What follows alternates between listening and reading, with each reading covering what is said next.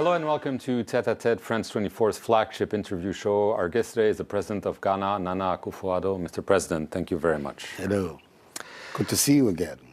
Thank you. I want to begin with the situation in the region.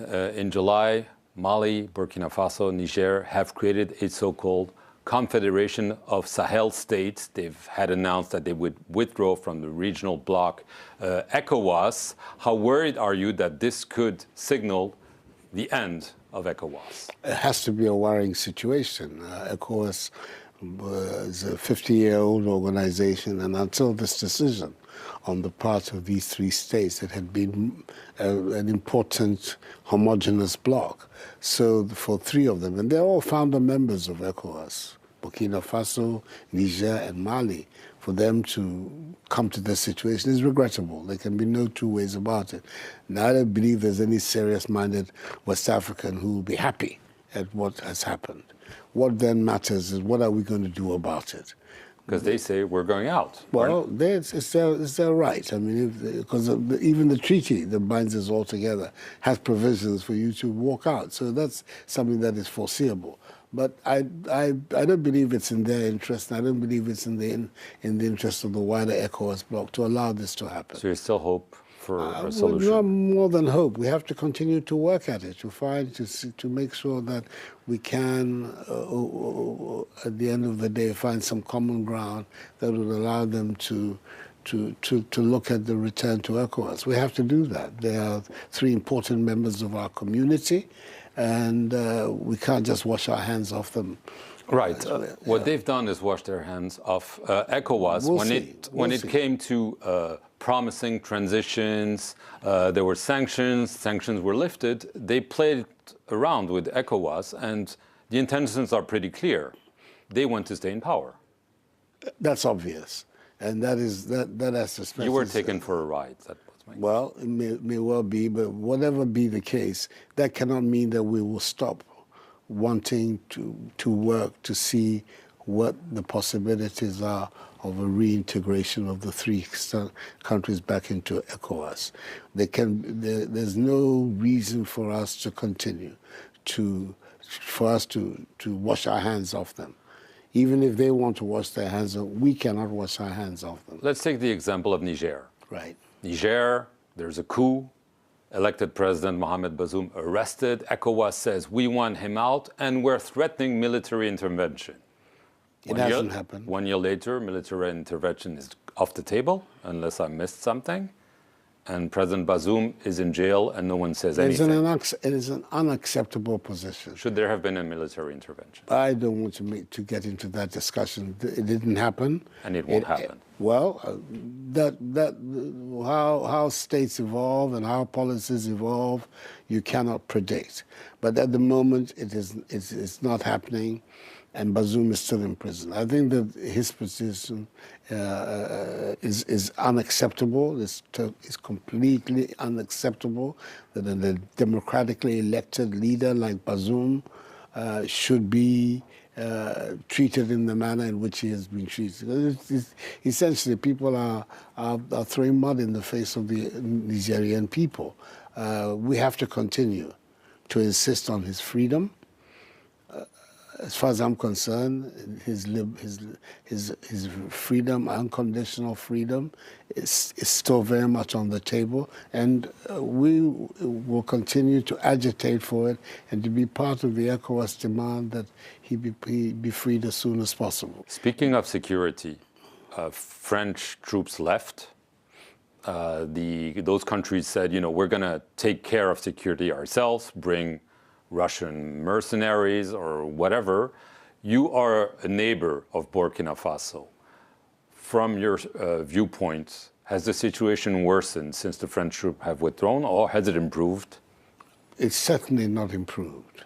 I don't think there's any doubt about it. I think just yesterday or the day before, we saw a massacre of large numbers of civilians again. And they are right on our border, so we have a good idea of what is going on. The security situation does not appear to have improved, and the need for us to find a solution to this terrorist insurgency in West Africa has grown stronger and stronger. Are you obviously worried, I assume from what you said, about the state of democracy in West Africa? There are coups.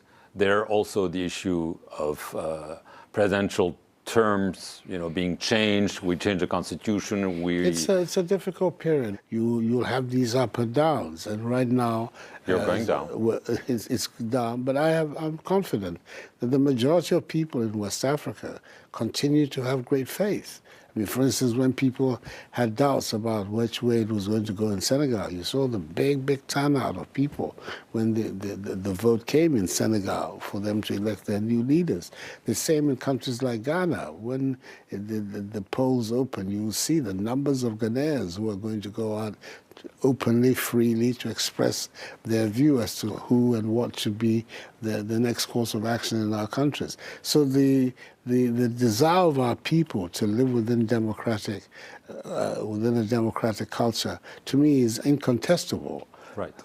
In your country, obviously, this is your last weeks as president. You've decided not to change the constitution to be able to run again. It never crossed your mind? Never. That was never part. That's not been part of it. I was one of those who fought for the constitution of Ghana as it is. It's one of those. But sometimes in power you say, No, I'm not one of those leaders. I believe that once the ground rules have been made, it is important for the stability of the country. The people who are in office respect the ground rules. It encourages others also to do so.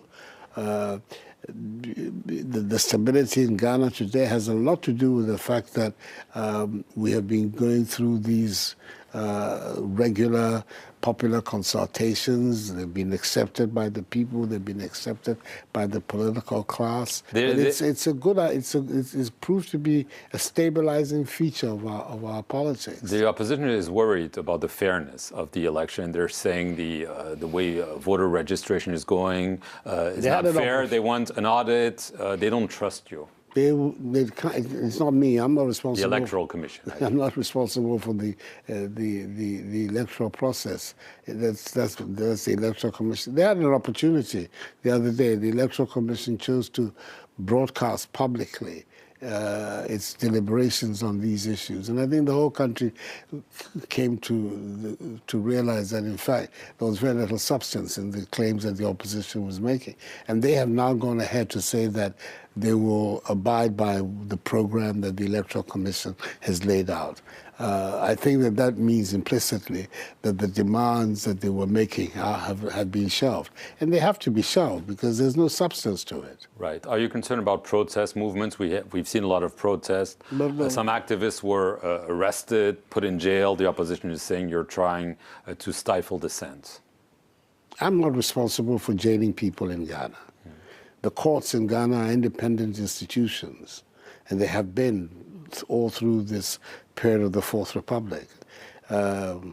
People misconduct themselves and they're brought before court. It's for the court to deal with them. That's not a matter. It has nothing to do about politics. It has nothing to do with the executive. And their behavior is what lands them in problem with the police and with the courts. It's not the protests. How can the president, who himself, his political career was aided by leading protests, have problems with protests? I don't have problems with protests. And nothing is done in Ghana to prevent people from airing their views on anything. One piece of good news for your vice president who's running is the agreement with your creditors. Ghana was in a very, very difficult situation. Right. 2 years ago, it defaulted on its debt repayments. Now there's just It didn't default. It suspended them. It suspended them. It didn't default. Right. It's an important distinction. Right. But you had some good news because there's an agreement with now nearly all your creditors. Right. How much of a sign is it for Ghana? Is it just a respite, or is it really a game changer for Ghana? I think it's an important development because, first of all, it is a sign of the confidence that your creditors have in your economy. That 98.6% of those holding the commercial debt of Ghana have agreed on the reworking of the debt. That's what essentially the restructuring is about. They're going to, as from next week, exchange their bonds for new bonds which have a different maturity dates, different rates of interest. $13 billion of money was restructured as a result of this agreement. $5 billion equipment, 37% of the nominal value of our debt has been essentially cancelled.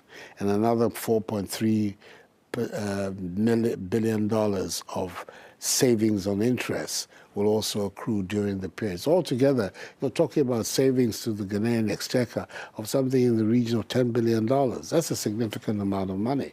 And what it is meaning is that Ghana as economy is now back to where it was before the crisis. As a quick conclusion, you're confident that you will hand over the baton to your vice president?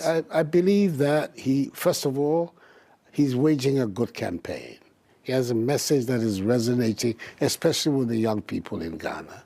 And secondly, he has a good record to defend. Despite the economic difficulties, the Ghanaian people know that nearly 8 years in which we were in office were not wasted. We did a lot. Major reforms in education, in our health system, in our road infrastructure, in the development of the digital economy. They're key ingredients of the Ghanaian economy that have seen significant improvements and development since we came back. So there's a record on which he's campaigning. At the same time, he's also brought some new ideas to the surface, which are ideas, especially of how the young people can also now get involved in developing themselves and the nation's economy. And that is what is giving me confidence that he's going to win. And certainly that is my hope. But I believe that he will win, and that you'll remember this discussion when you hear the news that comes out of Accra. President Nana Akufo-Addo, I want to thank you very much for granting France 24 one of your last interviews as president of Ghana. Well, I'm grateful for you. This is about the third time I think we met in this, and I'm grateful for the opportunity. Thank you, and thank you all for watching this edition. Thank you. Thank you. All right. Thank you.